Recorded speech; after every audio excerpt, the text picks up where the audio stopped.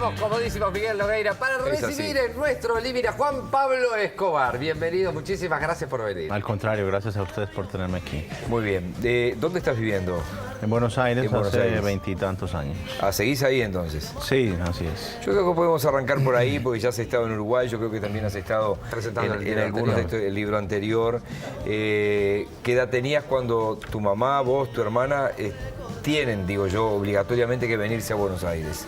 Exactamente tenía 17 años, digamos en el año 94, al final del año 94, es decir, un año después de la muerte de mi padre. ¿Y llegaron con los nombres de ustedes o cómo llegaron? Cambiamos nuestro nombre legalmente en Colombia por el actual mío, es Juan Sebastián Marroquín.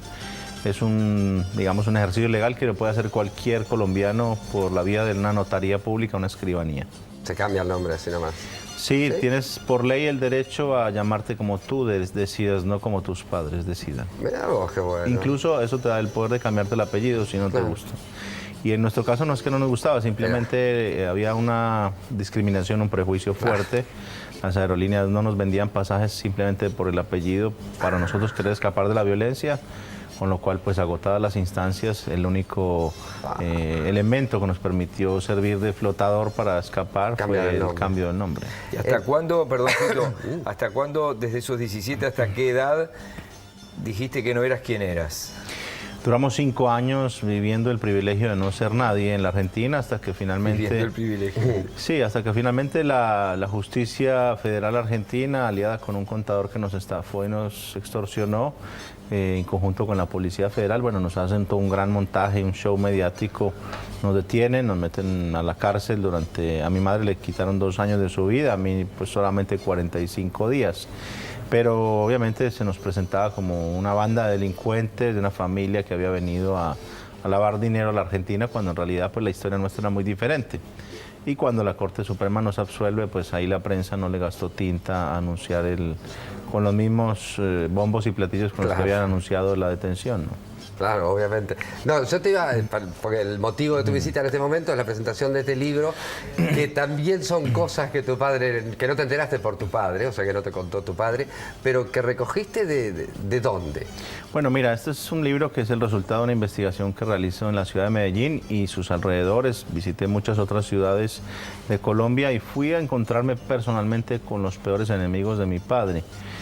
Muchos me decían que estaba loco, que se me iba a ir a hacer matar.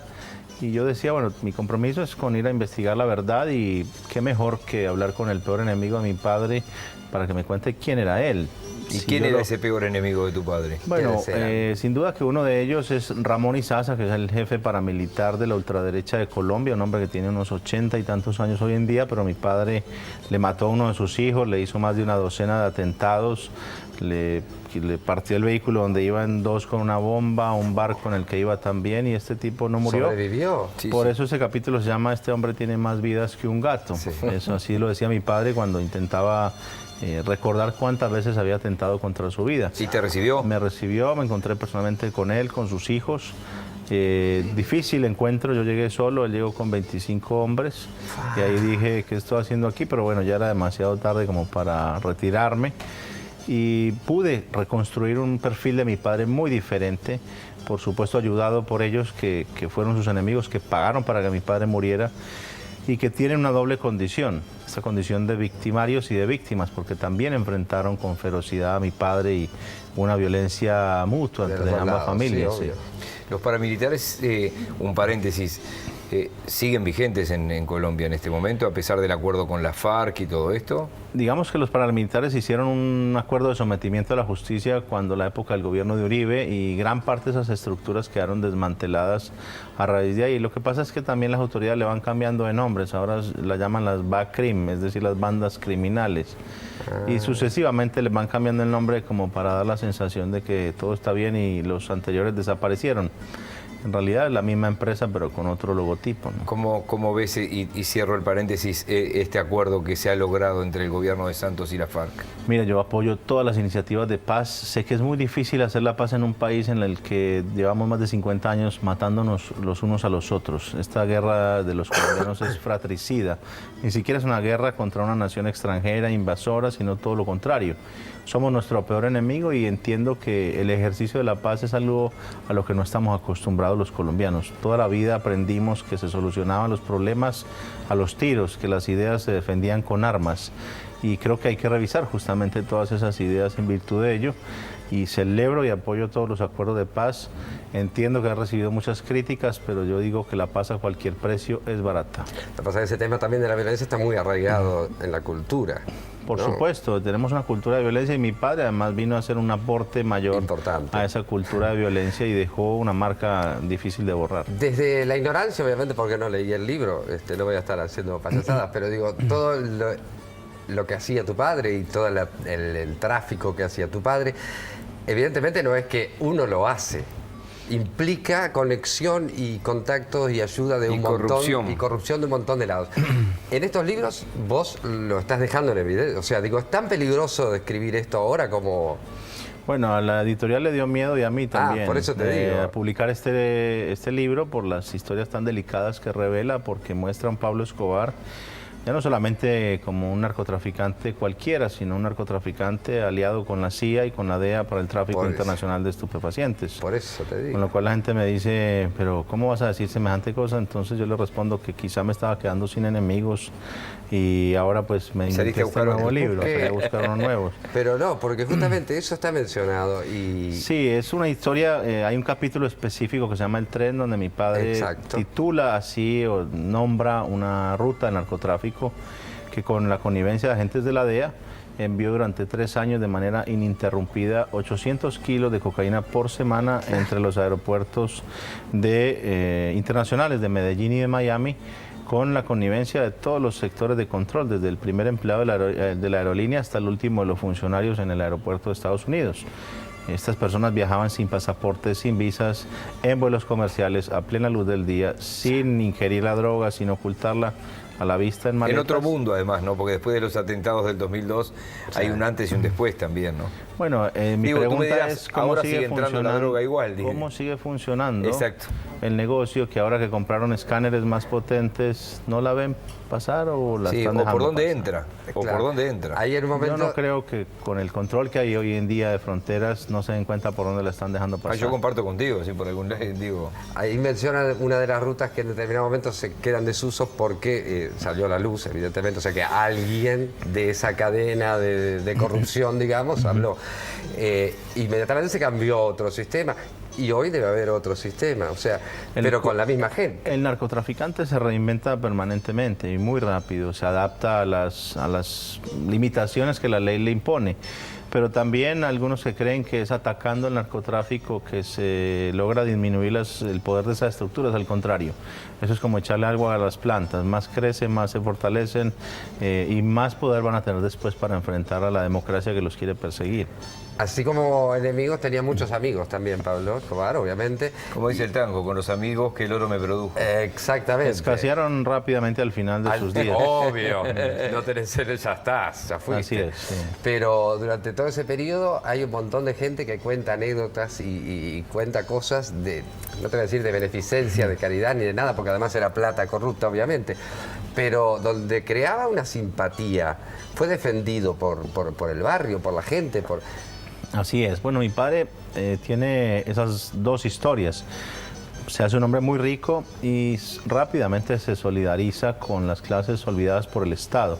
Termina ocupando los vacíos que deja el Estado colombiano, las escuelas, las canchas de fútbol, las viviendas que debió construir el Estado y que nunca llegaron, pues él las hacía. Y eso le ganó la simpatía, digamos, de las clases sociales más abandonadas por el Estado y fue un gran escudo protector para él durante muchos años, porque claro, esta gente sentía una gratitud hacia su persona por esas acciones, pero como bien decías tú, no podemos olvidarnos el origen de esos dineros y eso muestra un poco las contradicciones de mi padre. Construía canchas de fútbol para que los jóvenes pues no consuman drogas y lo hacía financiado con dinero de la droga, ¿no? Y supongo que lo que yo te voy a plantear es un ejercicio que debes haber hecho 1000 veces.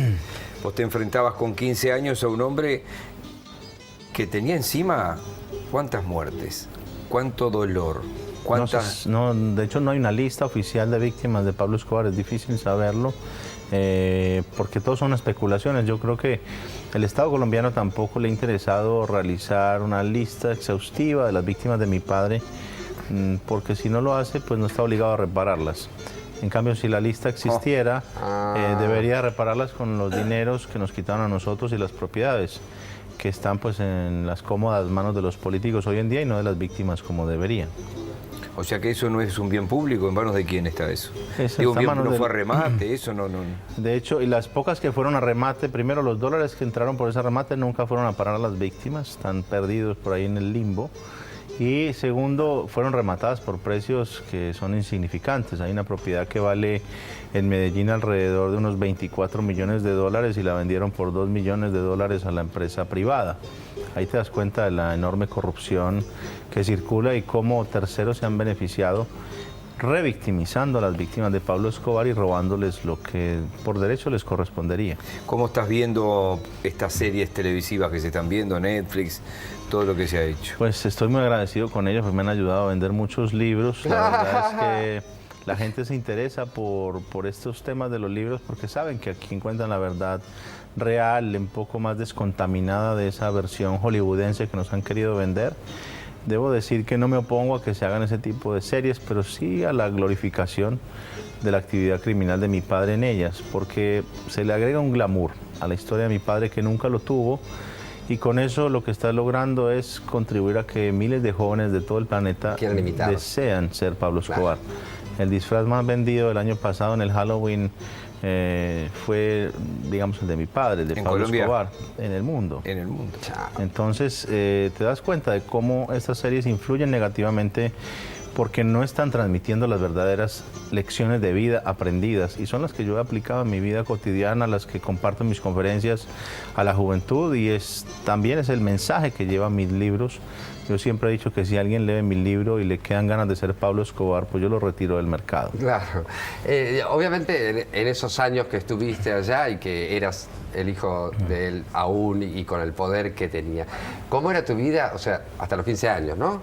¿Cómo era tu vida? Sí, 17, cuando ¿no? yo tenía 16, mi padre falleció. Empezó, sí. ahí está. Entonces, ¿cómo era tu movimiento? ¿Ibas a estudiar normalmente? ¿Andabas por la calle? ¿Cómo era? Pues mira, hay varias etapas de la vida. La primera, digamos, que es hasta mis 7 años. Ajá. Y hay un antes y un después. En ese momento mi padre decide asesinar al ministro de Justicia, Rodrigo Eso te iba a Lara. preguntar. Y claramente eso divide la historia del país, de mi familia. Claro, y porque él tiene que estar en la clandestinidad. Sí, no, pero además mira Inmediatamente a quién después- asesinan. ¿no? Claro. Inmediatamente después pasa la clandestinidad y nosotros con él. Por Porque eso. la persecución empieza a ser indiscriminada y no, A toda la familia. no se nos reconoce como individuos, sino que parece que yo hubiera dado la orden de matar al ministro y se me persigue de la misma manera. Después vienen los años en los que mi padre decide regresar al país, enfrentar a la institución a través de la corrupción y la violencia. Y tenemos altos y bajos, ¿no? Épocas de mucho poder, épocas de donde comienza también la guerra con el cartel de Cali en el año 88. Y eso termina, pues, definitivamente llevando a mi padre a un mundo sin retorno, ¿no? De Y violencia. épocas de montañas de billetes, ¿no? De montañas de billetes. Literalmente estoy hablando, Sí, ¿eh? literalmente estás hablando, pero hay una parte que, esa parte de las montañas de los billetes te la muestran en las series, pero no te muestran la parte de la montaña de billetes y aguantando hambre y muriéndonos de hambre con los billetes al lado. Que fue como a mí me pasó con mi padre. Claro. Escondidos, con millones de dólares alrededor tirados en la casa donde estábamos, pero sin la libertad para cruzar la esquina y comprar un pedazo de pan y calmar el hambre. Esas lecciones a mí me transformaron mi vida, me hicieron entender el verdadero significado de ese dinero que en realidad, en vez de quitarte el hambre, nos traía hambre, nos trajo más violencia, destrucción y muerte, con lo cual pues, para mí fue fácil decidir No elegir ese camino. no elegir ese camino.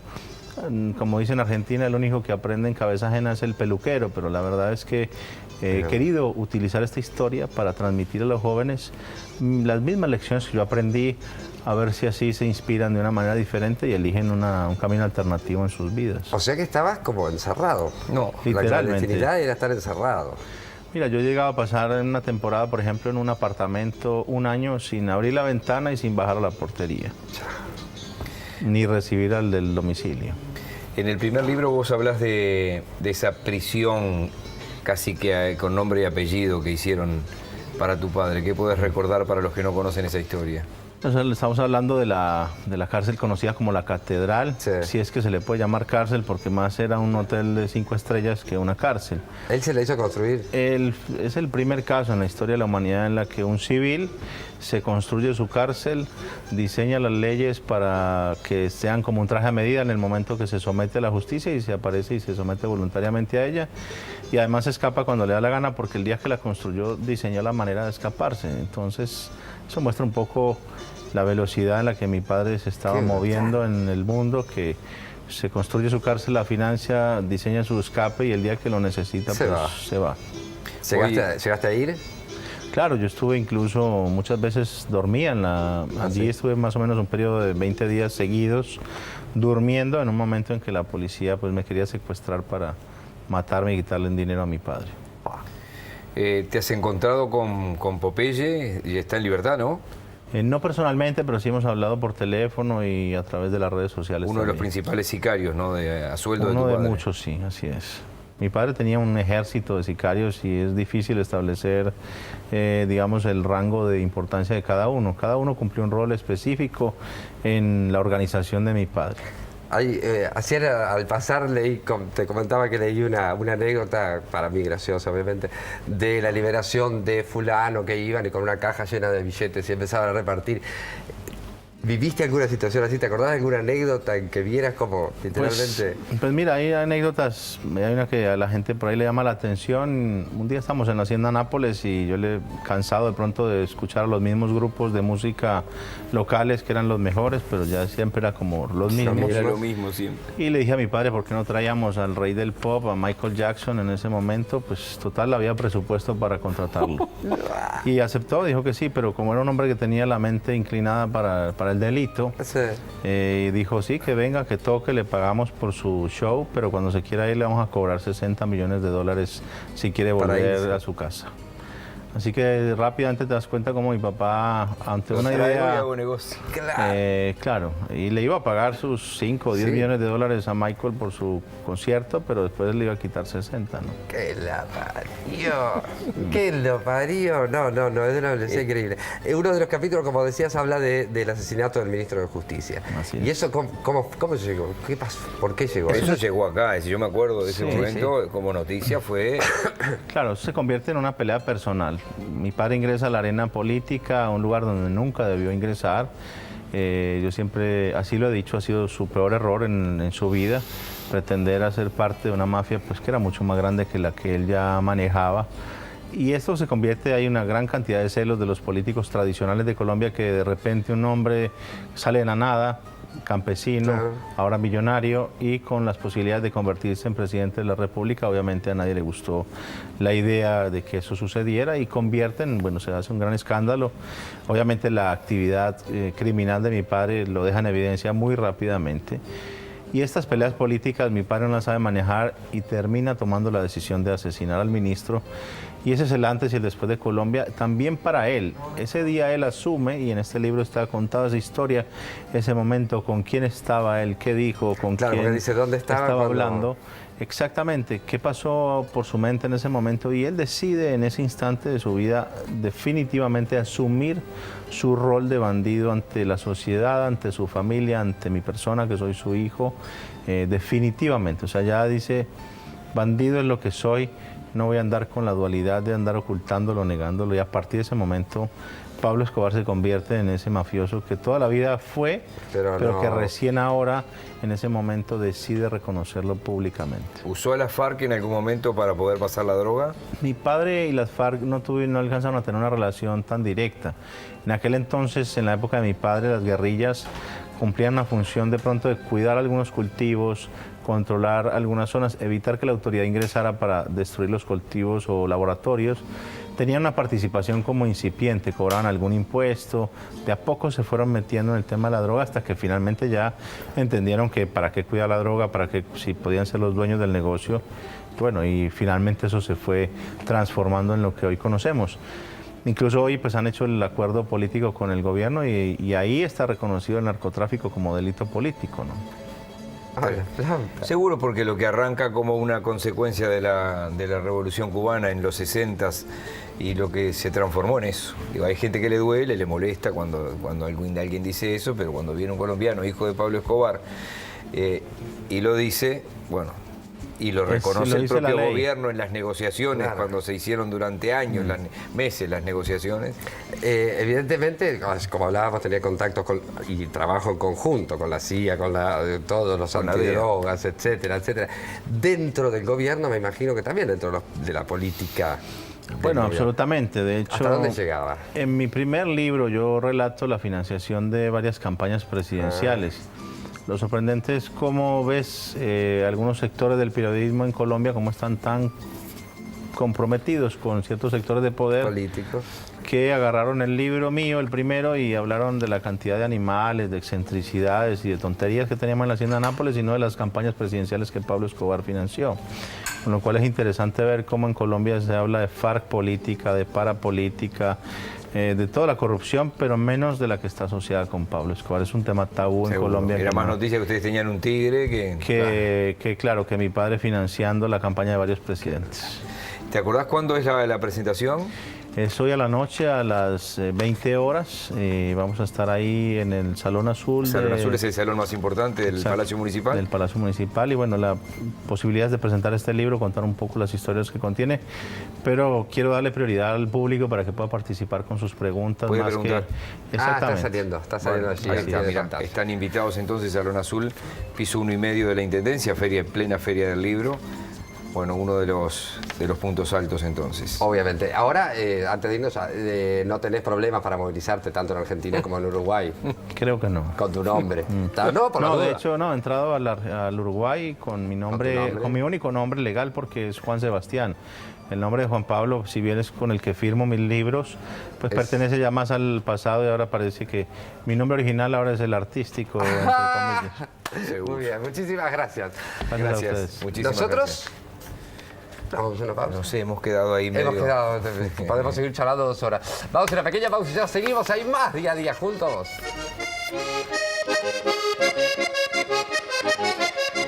Voy a coger mi acordeón para que escuchen mi